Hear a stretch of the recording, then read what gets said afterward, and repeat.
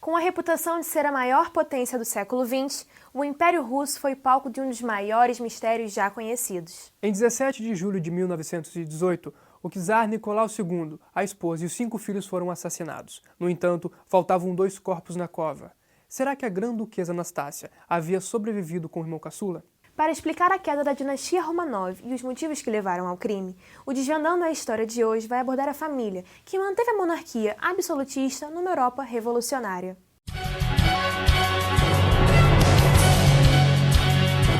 O Império Russo teve apenas 2 dinastias, e a segunda veio da casa Romanov. Mas qual seria essa linhagem que governou por tantos séculos? A família Romanov foi uma dinastia que se manteve no poder na Rússia durante mais ou menos do século XVII até o século XX, que é quando acontece de fato a Revolução Bolchevique em 1917 e que retira essa família do poder. Então foram gerações e gerações de famílias que se mantiveram no poder e que ocasionaram uma dinastia que se perpetuou na Rússia chamada czarista. Apesar das boas intenções, o czar Nicolau foi considerado por muitos um fracassado. Por outro lado, a czarina Alexandra também era odiada na corte e tinha fama de autoritária. O povo não estava satisfeito com o governo que possuía e muito menos com os governantes. Para piorar, o impacto do atraso na industrialização tornava o império repleto de camponeses e servos, servidão esta que traria problemas. Pensar a Rússia nesse contexto é importante, antes de mais nada, pensar o mundo como um todo, tá? Porque esse período do final do século XIX e do início do século XX, que acontece a Guerra Russo-Japonesa, é um período de muita modernização. Então você tem a invenção do cinema, você tem a invenção do avião, ou seja, uma série de modernidades que estavam se constituindo, sobretudo na Europa Ocidental. E a Rússia era um país muito atrasado naquela época. As relações, por exemplo, a relação de servidão, a abolição da relação de servidão acontece na década de 60 do século XIX.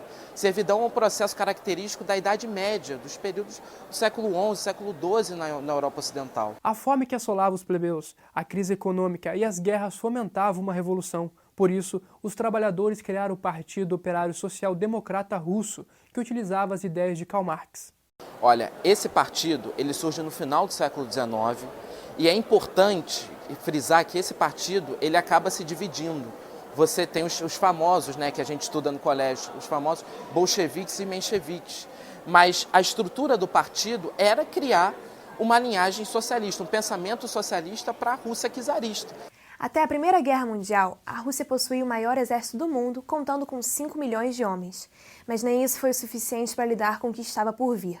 O combate foi um fardo que o Império não conseguiu suportar e o próprio czar teve que ir pessoalmente comandar as tropas, deixando o governo nas mãos da esposa. No entanto, o sentimento anti-alemão era muito forte na Rússia e como Alexandra era alemã, isso só aumentou os protestos. A Primeira Guerra Mundial acelerou muito o desenvolvimento das ideias socialistas e dificultou muito o processo de defesa da Duma, do governo até então provisório, que acontece em 1917. Quando a Revolução estourou em 1917, Nicolau não teve escolha a não ser abdicar o trono. Ele e a família se entregaram à tutela do governo provisório, vivendo isolados no palácio.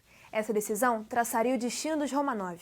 O Nicolau II, que era até então o grande dirigente da dinastia dos Romanov, ele abdica do poder no início de 1917. Isso porque você tem elementos, você tem pessoas dentro do partido dos bolcheviques que vão exigir a sua renúncia. Ele renuncia, mas em contrapartida ele coloca uma outra pessoa no poder.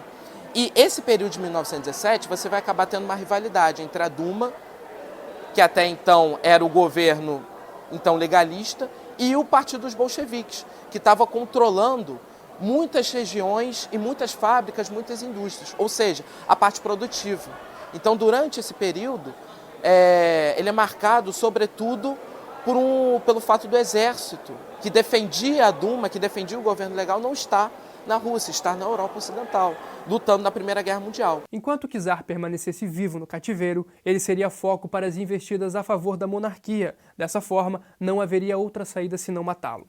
Assim, com a desculpa de reunir a família para uma foto, que seria a prova de vida dos reféns, os Romanov foram pegos de surpresa, no que seria uma das maiores execuções da história. O Nicolau II, ele não tinha uma noção de que ia ser morto. Há relatos até dos guardas que, enfim, acabaram matando essa dinastia, dizendo que ele ficou surpreso ao saber que ele ia ser morto.